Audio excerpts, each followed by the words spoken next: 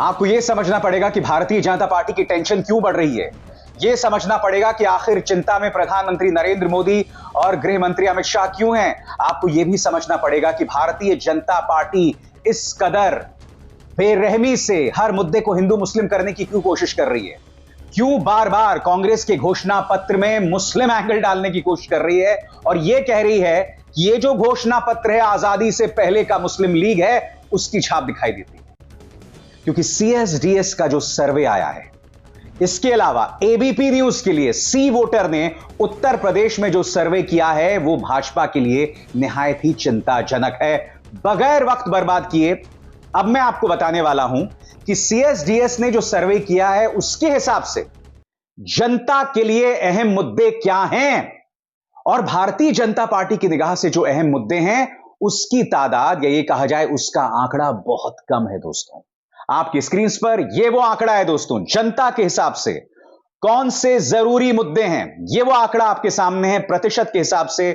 अब एक एक करके मैं आपके सामने वो आंकड़ा लाने वाला हूं जो आपकी स्क्रीन पर आएगा।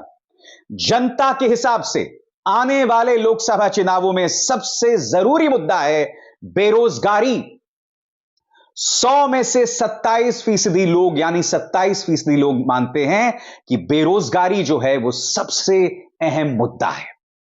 दूसरा मुद्दा आता है महंगाई यानी प्राइस राइज, जिस तरह से कीमतें बढ़ रही हैं वो आता है दूसरा अहम मुद्दा है और उसकी संख्या है 23%। यानी कि 100 में से 23 लोग मानते हैं कि महंगाई जो है वो सबसे अहम मुद्दा है। और अगर इन दोनों को मिला लिया जाए तो 100 में से 50% मानते हैं कि महंगाई और बेरोजगारी सबसे अहम मुद्दा है। और मैं आपको बतलाना चाहूंगा दोस्तों, ये वो मुद्दे हैं जिससे भाजपा लगातार भागती रही है, जिसके चलते वो चुनावों में हिंदू मुस्लिम करते हैं, जिसके चलते वो चुनावों के अंदर बेवजह भड़काऊ बयानबाजी देते हैं। आपकी स्क्रीन पर अब हम बात करने वाले तीसरे मुद्दे की। तीसरा मुद्दा विकास। 13% लोगों के लिए विकास अहम मुद्दा है। चौथा मुद्दा करप्शन, भ्रष्टाचार जो है वो चौथी पायदान पर है। 8% लोगों के लिए भ्रष्टाचार बहुत अहम है मुद्दा। और अब मैं आपको बतलाने वाला हूं सीएसडीएस का यह आंकड़ा जो हिंदू अखबार में छपा है। आपकी स्क्रीन पर देखिए, इनमें से लोगों का कहना है कि पिछले 5 सालों में भ्रष्टाचार बढ़ा है और यह आंकड़ा बहुत कम नहीं है दोस्तों। जैसा कि आप देख सकते हैं, corruption has risen over the past 5 years से 55% ऑफ द रिस्पोंडेंट्स यानी कि 55% लोग यह कहते हैं कि पिछले 5 सालों में भ्रष्टाचार बढ़ा है। और क्यों ना हो दोस्तों, हमें गौर करना पड़ेगा कि किस तरह से गुप्त चुनावी चंदा आजाद भारत का सबसे बड़ा घपला बन गया है। एक ऐसा मुद्दा जिसे भारतीय जनता पार्टी मुद्दा ही नहीं मानने को तैयार है। एक ऐसा मुद्दा जिसमें इस हाथ ले उस हाथ दे साफ तौर पर दिखाई दे रहा है। एक ऐसा मुद्दा जिससे यह पता चल रहा है कि भाजपा की जो जेबें हैं, भाजपा का जो खजाना है वो दरअसल क्यों भरा हुआ है। मगर भाजपा की चिंता यहां खत्म नहीं होती है दोस्तों। भाजपा जिन मुद्दों को सबसे ज्यादा तरजीह देती है उसका आंकड़ा बहुत कम है। आपकी स्क्रीन पर अब मैं आपको बताने वाला हूं। राम मंदिर, सिर्फ 8% लोगों के लिए, 100 में से सिर्फ 8% लोगों के लिए राम मंदिर सबसे बड़ा मुद्दा है। और एक और शॉकिंग खबर, हिंदुत्व, सिर्फ 2% लोगों के लिए हिंदुत्व जो है वो एक बड़ा मुद्दा है। यानी कि अगर हम दोनों चीजों को मिला दें, राम मंदिर 8% और हिंदुत्व 2%, ये वो दो मुद्दे हैं जिसे प्रधानमंत्री नरेंद्र मोदी, गृह मंत्री अमित शाह, ये तमाम लोग तरजीह दे रहे हैं। और 100 में से सिर्फ 10% लोग मानते हैं कि राम मंदिर और हिंदुत्व जो है वो सबसे अहम मुद्दा है। क्योंकि मैं आपको याद दिलाना चाहूंगा कि भारतीय जनता पार्टी, उनका प्रचार तंत्र, उनका पालतू मीडिया, पापा की परियां, गुल्लू और कालू आपको ये लगातार समझाते रहते हैं कि हिंदू खतरे में है। मगर सीएसडीएस का ये जो सर्वे है ये साफ तौर पर कह रहा है कि ये बात नहीं है। सिर्फ 10% जो हैं वो राम मंदिर और हिंदुत्व को तरजीह देते हैं, इंपॉर्टेंस देते हैं। उसके बाद दोस्तों, भारत की अंतर्राष्ट्रीय छवि, सिर्फ 2%। दोस्तों, मैं आपको बतलाना चाहूंगा कि भाजपा ने एक नैरेटिव, एक संवाद कायम किया है पिछले 10 सालों में कि प्रधानमंत्री नरेंद्र मोदी विश्व गुरु हैं। उनके आने के बाद अंतर्राष्ट्रीय साख बढ़ गई है। जबकि आप जानते हैं चीन के साथ संघर्ष में हमारे 21 जवान जो है वो शहीद हो गए। अमेरिकी विदेश मंत्रालय हो, बरतानी विदेश मंत्रालय हो, वो लगातार भारत के आंतरिक मामलों में बयानात देते रहे हैं। याद कीजिए जिस तरह से केजरीवाल को जेल में डाला गया, जिस तरह से कांग्रेस के बैंक खाते फ्रीज हुए, प्रतिक्रिया कहां से आई? अमेरिकी विदेश मंत्रालय से, जर्मनी के विदेश मंत्रालय से, यहां तक कि संयुक्त राष्ट्र ने भी उस पर प्रतिक्रिया दी थी। यानी कि भारत की जो अंतरराष्ट्रीय छवि है वो सिर्फ 2% लोगों के लिए मुद्दा है। अब आगे देखते हैं दोस्तों, आरक्षण सिर्फ 2% के लिए। 9% वो लोग थे जिन्होंने कोई जवाब नहीं दिया और कुछ वो लोग थे जिन्होंने कहा हमें कुछ नहीं पता, और वो आंकड़ा था 6%। अब मैं चाहूंगा ये जो आंकड़ा मैंने आपके स्क्रीन पर दिया है, इसमें दोबारा आप दो सबसे अहम आंकड़ों पर गौर कीजिए। बेरोजगारी की बात करें तो 27% लोगों के लिए अहम मुद्दा है, और महंगाई की बात करें 23% के लिए अहम मुद्दा है। राम मंदिर 8% और हिंदुत्व 2%।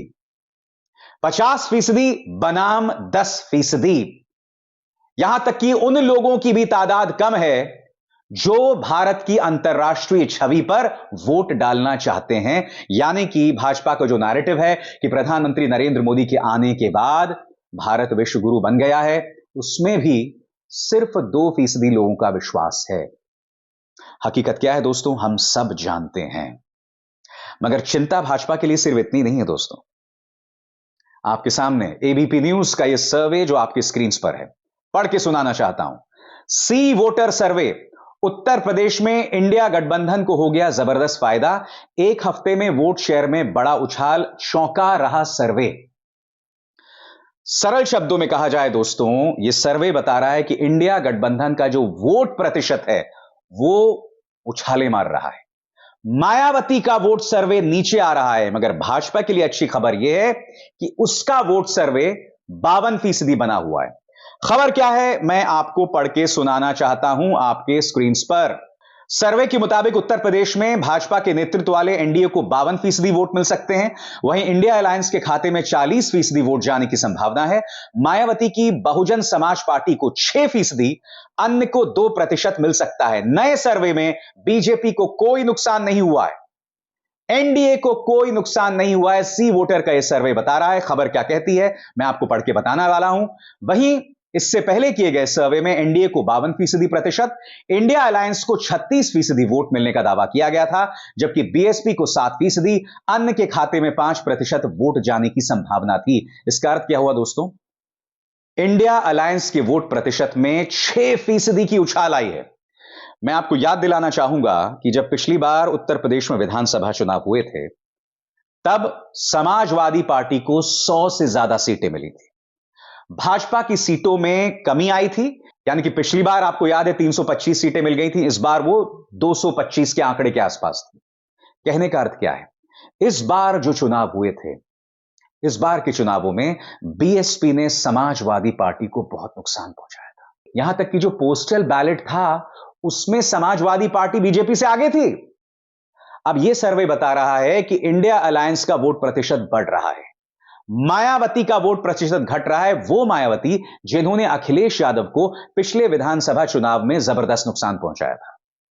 और हम ये ना भूलें, इस बार मायावती अखिलेश के साथ नहीं है, जयंत चौधरी जो हैं रहस्यमय कारणों से भाजपा की गोद में जाकर बैठ गए हैं, और यह बतला रहा है कि अपने आप में कितनी चिंताजनक यह तस्वीर है। मैं एक बात स्पष्ट कर दूं दोस्तों, इस आंकड़े के मुताबिक भाजपा को 52% वोट अब भी मिल रहा है, यानी कि उत्तर प्रदेश में आप भाजपा को छू नहीं सकते। मगर मैं आपको यह भी बतलाना चाहता हूं कि अगर मायावती कमजोर होती हैं, क्योंकि आपने एक बात पर गौर किया होगा कि इस बार मायावती ने कई सीटों में मुसलमान प्रत्याशी उतार दिया है। क्यों? ताकि मुस्लिम वोट बट जाए और इंडिया अलायंस को नुकसान हो। तो साफ तौर पर मायावती जी की स्ट्रैटेजी है कि किसी ना किसी तरीके से इन चुनावों में फायदा भाजपा को पहुंचे। उनकी रणनीति से स्पष्ट हो जाता है। अब अगर मायावती जी का जो ग्राफ है वो नीचे आने लगेगा, जाहिर सी बात है इससे नुकसान भाजपा को होगा, फायदा समाजवादी पार्टी या ये कहा जाए इंडिया अलायंस को होगा। बात वहां नहीं रुकती है दोस्तों। आपकी स्क्रीन पर यह है संगीत सोम। संगीत सोम यहां बहुत नाराज चल रहे हैं संजीव बालियान से, जो कि मुजफ्फरनगर से सांसद हैं। वो ये कह रहे हैं आपके स्क्रीन पर, गुंडे पालेंगे वो, लोगों से बदतमीजी करेंगे वो, 10 साल नहीं जाएंगे वो, गाली देंगे वो, गुंडागर्दी करेंगे वो, तो ये तो बताना ही पड़ेगा कि वो कितने विकास की राजनीति करते हैं। सुनिए एबीपी न्यूज को दिए गए इस इंटरव्यू में संगीत सोम किस तरह से सांसद संजीव बालियान पर हमला कर रहे हैं, और ये पश्चिमी उत्तर प्रदेश की तस्वीर है, देखिए। गुंडे पालेंगे वो, लोगों के बीच 10 साल नहीं जाएंगे वो, लोगों से बदतमीजी करेंगे वो, लोगों को गाली देंगे वो, सबको रया बताएंगे वो, सबके साथ गुंडागर्दी करेंगे वो, कहेंगे 19 के बाद सबको देख लूंगा वो। तो ये तो उन्हें बताना पड़ेगा ना कि वो कितने विकास की राजनीति कर रहे हैं। हम विकास की राजनीति करते हैं और वो जिस तरीके से कर रहे हैं वो गलत है। हम लोग भारतीय जनता पार्टी के कार्यकर्ता हैं, कार्यकर्ता नहीं है। यानी कि साफ तौर पर यहां पर मामला बटा हुआ है। और दूसरी तरफ आपने गौर किया होगा दोस्तों कि चाहे तेजस्वी यादव हो, चाहे राहुल गांधी या अखिलेश यादव, ये लोग मुद्दे पर बने हुए हैं। ये लोग मुद्दों की बात कर रहे हैं, बेरोजगारी, महंगाई, इन तमाम चीजों की बात कर रहे हैं, भ्रष्टाचार की बात कर रहे हैं। देश में सबसे बड़ा मुद्दा कौन सा है? बेरोजगारी। किसी से भी पूछो, यात्रा में मैंने हजारों लोगों से पूछा सबसे बड़ा मुद्दा कौन सा है, खट जवाब आता है बेरोजगारी सबसे बड़ा मुद्दा है। दूसरे नंबर पे कौन सा है? दूसरे नंबर पे महंगाई। दूसरे नंबर पे 90% लोग आपको कहेंगे पहले नंबर पे बेरोजगारी, दूसरे पे महंगाई।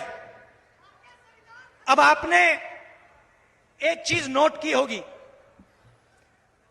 कि हिंदुस्तान की जनता से अगर आप पूछें तो वो आपको बताएंगे पहले नंबर पर बेरोजगारी, दूसरे नंबर पर महंगाई। मगर अगर आप हिंदुस्तान के मीडिया से पूछेंगे या मीडिया को देखेंगे तो आपको लगेगा सबसे जरूरी मुद्दा अंबानी जी की शादी है,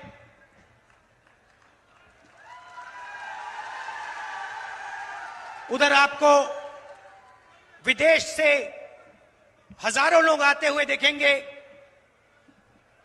24 घंटा मीडिया में आपको नरेंद्र मोदी जी का चेहरा दिखेगा। कभी वो समुद्र के नीचे जाएंगे,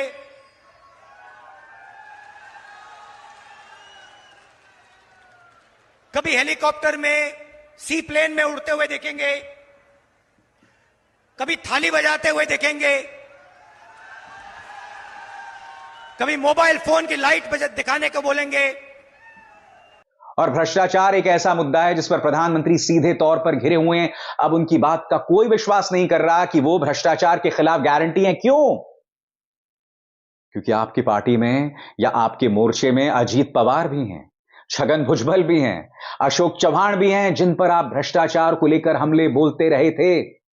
सबसे बड़ी बात, राजकुमार आनंद आम आदमी पार्टी के जो विधायक मंत्री थे, उन्होंने रहस्यमय तरीके से इस्तीफा दे दिया। ईडी ने उन पर कार्रवाई की, रेड डाली, उन्होंने इस्तीफा दे दिया। अब आम आदमी पार्टी का कहना है कि ये जल्द भाजपा में शामिल हो सकते हैं। कहने का अर्थ क्या है दोस्तों? कहने का अर्थ साफ तौर पर दिखाई दे रहा है। जनता ये देख रही है कि किस तरह से एजेंसीज के सहारे लोगों पर निशाना साधा जा रहा है।